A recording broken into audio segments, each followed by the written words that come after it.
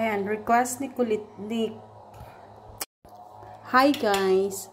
Ayan, today ang request ni Kiana is chicken fillet na ipa-fry daw siya sa breadcrumbs. Ayan, pinahiwa ko na siya kaasala ng ganyan lang siya, strips. Ayan, pinahiwa ko siya ng strips, nilagyan ko siya ng, ito mga to, nilagyan ko siya ng garlic, nilagyan ko siya ng calamansi, then salt and pepper. So, mamaya, iaano ko na lang siya sa breadcrumbs and with little flour.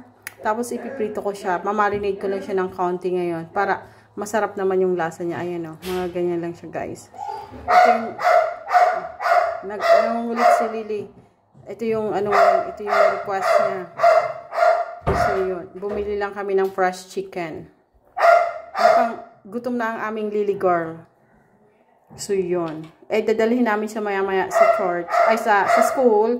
Kasi may practice ngayon yung mga magpo-first communion. So, para may lunch yung makulit namin. O, mamaya uli, guys, ha.